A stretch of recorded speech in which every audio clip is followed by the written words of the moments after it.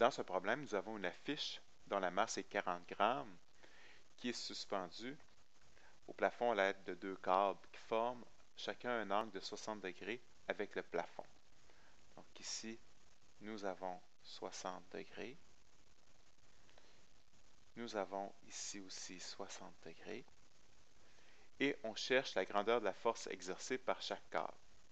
Première chose qu'il faut faire dans un tel problème, c'est de se choisir un endroit où est-ce que nous allons construire le système d'axes. Bien sûr, on va choisir le point qui est ici. Donc, ensuite, les X et nos Y, qu'on va identifier correctement. Et maintenant, nous allons pouvoir tracer toutes nos forces à partir de ce point-là. Nous allons avoir la tension 1, qui va être orientée de cette façon-ci. Ensuite, la tension 2. Et ensuite, la force gravitationnelle de 400 newtons, orientée vers le bas. Donc, si on parle de la tension 1, son angle, c'est 60 degrés. Si on parle de la tension 2, son angle, toujours par rapport au x positif, 120 degrés. Pour ce qui est de la force gravitationnelle, son angle, moins 90 ou 270 degrés. Maintenant, on est prêt à construire notre tableau de force. Donc ici, les forces qui sont présentes, il y en a 3.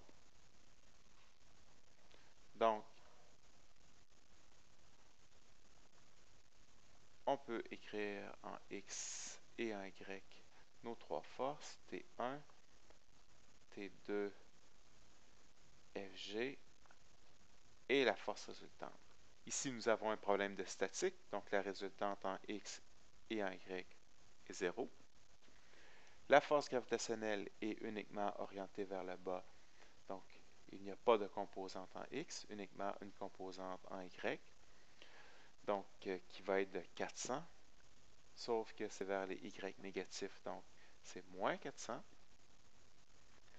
Pour ce qui est de T1 en X, nous allons avoir T1 fois cosinus de 60. En Y, T1 sinus de 60. T2 en X, T2 cosinus de 120.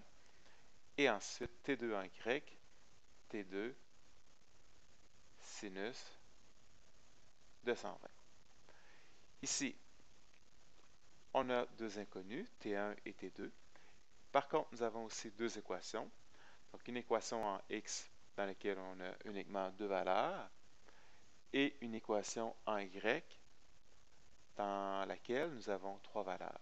Donc, on va commencer par les X. Donc, pour les X, on peut écrire T1 cos de 60 plus T2 cos de 120 plus 0 est égal à 0. Donc, ça nous donne ceci. Donc, plus T2 cos de 120 degrés va être égal à 0. Donc, qu'est-ce que nous allons finir par déterminer? Si on isole T1 par rapport à T2, on va finir par trouver que T1 va être égal à T2. En passant, ceci va toujours être vrai à chaque fois que l'angle par rapport à la verticale va être le même. Donc ici, puisque les deux ont, on pourrait dire 30 degrés par rapport à la verticale, c'est évident que T1 va être égal à T2. La tension de la corde 1 va être égale à la tension de la corde 2. Donc, à la limite, puisque vous le savez maintenant, on n'a pas besoin de prouver à chaque fois. On peut tout simplement dire qu'à chaque fois que T1 est égal à T2, là, à chaque fois que l'angle est pareil par rapport à la verticale. Donc, c'est pour ça que quelqu'un aurait pu directement commencer en Y, dire que T1 fois sinus de 60 degrés plus T2 fois sinus de 120 moins 400 est égal à 0.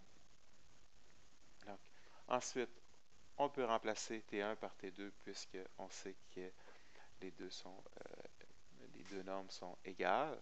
Donc, ça devient, au lieu de T1, c'est T2, sin de 60, plus T2, sin de 120, est égal à 400. Donc là, nous avons maintenant un seul inconnu qui est T2, qu'on peut mettre en évidence. Donc, T2 sin de 60 plus sin de 120 est égal à 400.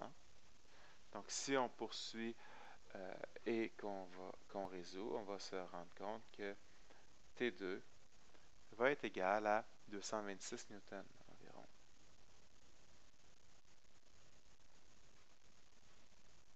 Donc, puisque T1 est égal à T2, donc T1 aussi va être de 226 newtons.